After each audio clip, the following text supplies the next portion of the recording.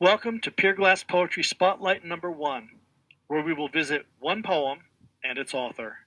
I'm Stan Galloway, your host, and I'm very pleased to look at Come Slumberless with Traci Brimhall today. Thank you for joining us. Thanks for having me. Traci is the author of 4 books of poetry, most recently, Come the Slumberless to the Land of Nod.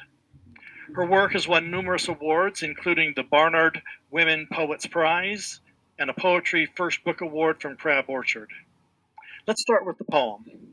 All right, here's Come Slumberless. If blood sings from the ground, its song floods the bones of prodigals. Paradise is for homebodies. The rest of us bear the mark of our wandering.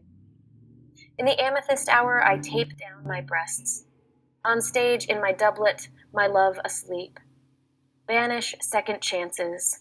Let me stay in the hour of radiant dust and a prince's doom, dancing to the soundtrack of God spinning zeros on the record table, a scratched black night of bloodied milk, and an art that prepares itself for accidents.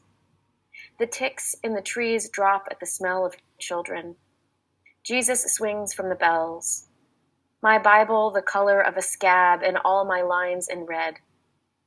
The merciless lullaby sings sin-bitten, hungering like the heaven it doesn't resemble, like the hell it does. Like hell it doesn't marry the hungry to the sinners. The lullaby's mercy ends like Jesus, faster than a thief, but still forever. All his scabs redden like parables, and the small fears swell like a tick in the child's ear. Art, like blood in the milk. Record, like black in the silk. God dances to a soundtrack of scratched zeros. Prince by birth, a king by death. On stage, I double. I banish sleep. Embrace my second chance. Mark my wandering, how I bear it. A body is a home, is a prodigal's paradise. In the trysting hour, I tape down my breasts, call blood to answer the flood singing in the field. Thank you. That was a very nice reading. In an interview with Writer's Digest, you said, I need rules to keep from cluttering up what the poem is trying to say. I often create some sort of formal restraint on my work, sometimes before beginning, sometimes after I've finished a draft. What can you share with us about the rulemaking process in this poem? Well, the idea had been that it would be mirror sonnets. So they would be 2 14-line poems that would mirror each other. Kind of because, like, in love, sometimes end up mirroring each other. You mirror each other's language. You start taking on sometimes aspects of a personality. You might develop a tick in some of your vocal speech habits or in your personality that reflect the other person's interests, just because you're around another person so much. The poem itself is definitely an elegy. This book, the book is Come the Slumberless to the Land of Nod, and this poem is called Come Slumberless. And I think I tried every single form. I tried sonnets, I tried sestina, I tried villanelle, I tried pantoum, I tried every single received form I could think of, because I thought if I took my grief, and every single one of them had at least the vocabulary, if not full phrases that were in this poem, exist in these other poems. So they all just echo and chime, and it's like I called it like my ingredients of grief. And I thought if I just sort of like Italian food is all just remixing pasta, cheese, and sauce, right? Trying to like take these ingredients of my grief and remix them different ways. And I was like, maybe in one of them, I'll end up learning something about myself, my grief. Something will come out that I'm not expecting if I just follow the rules. But I suck at form, and I never wrote one that I liked. And though this one is called Come Slumberless, it doesn't appear in the book. I sort of felt like all of the poems I tried under those rules were failures. Though I did see a call for mirror poems and was like, oh, I've written one of those. But at least in terms of satisfying me as answering my grief, I kept repeating my questions in different forms, but nothing ever arrived in the poem that was unexpected or that like taught me something new, which doesn't mean it's a regret to write them. I think it's really important to fail in general in life and learn from it.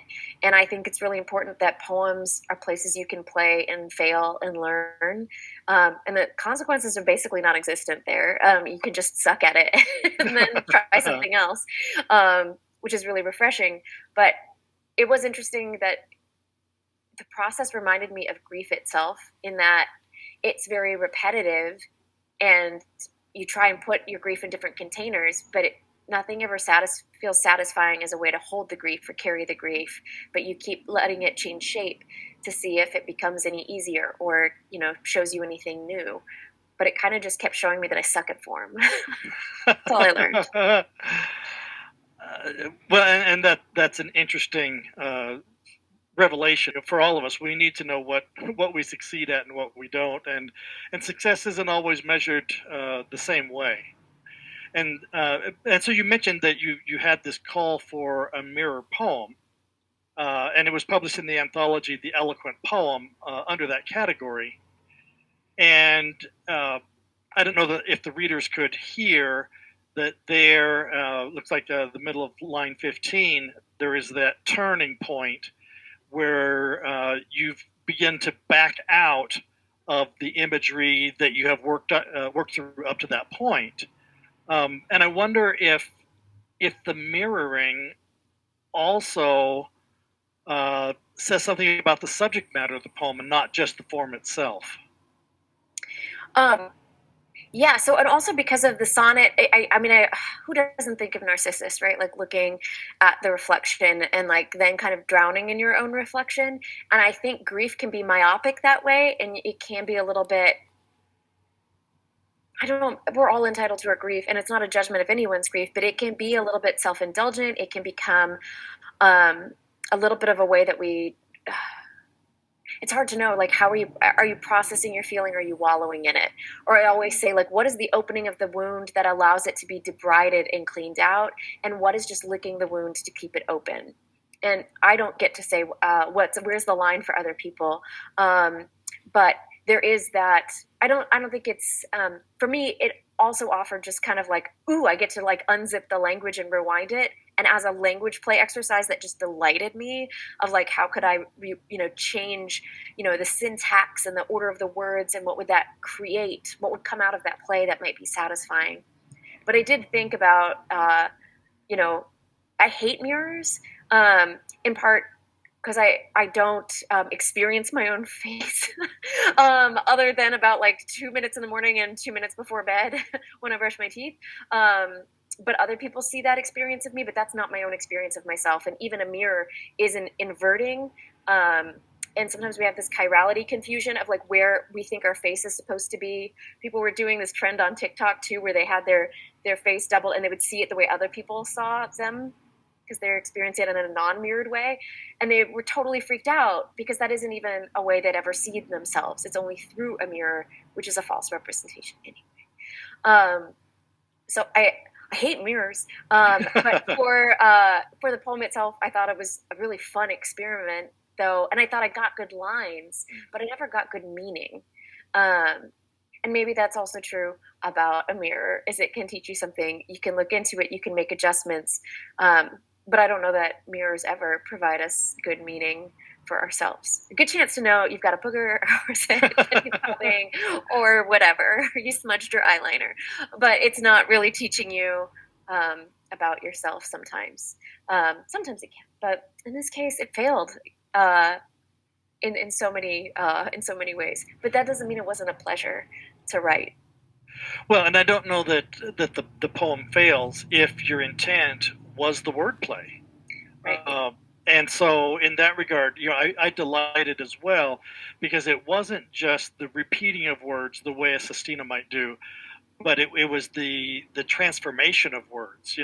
For example, doublet in the first part becomes double, toward the bottom. It's a form of the word, kind of like the mirror distorts as well as it reflects.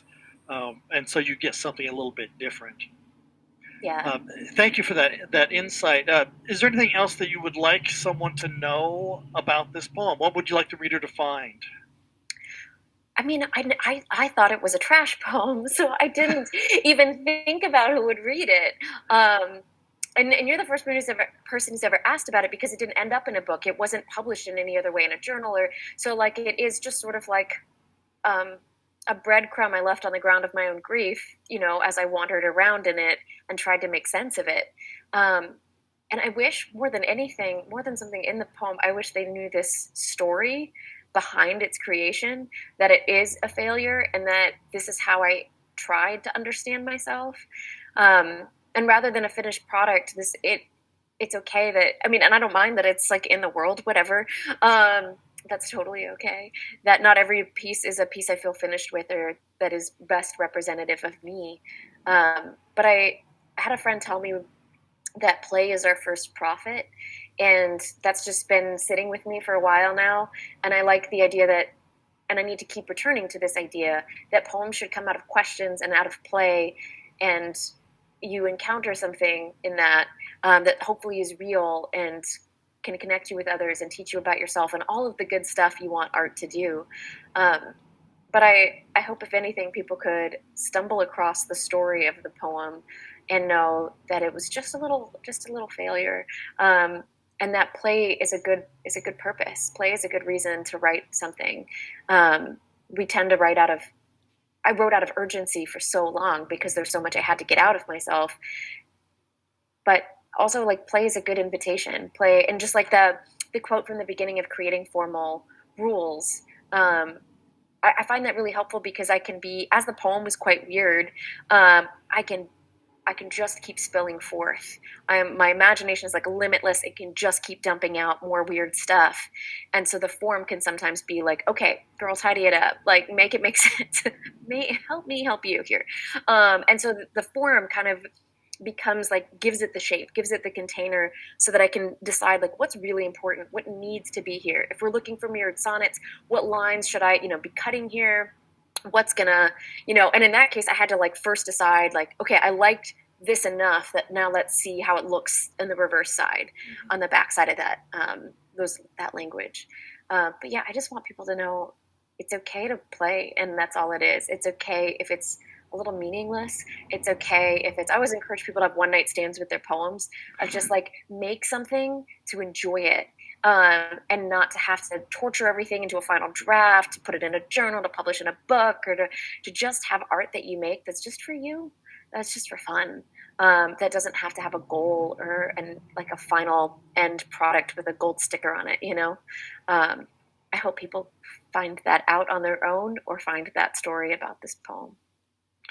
Well, we're grateful that the eloquent poem picked up that breadcrumb that you had left for us. And now, the next time someone asks, you can direct them to Pier-Glass Poetry, where the story is told. And we'll look forward working together at work and at play with poetry. So thank you for joining us today. Traci Brimhall teaches at Kansas State University, and her work can be found in many anthologies and journals, as well as her own collections. You can learn more about her at tracibrimhall.wordpress.com. For Pier-Glass Poetry, I'm Stan Galloway, wishing you a poetic day.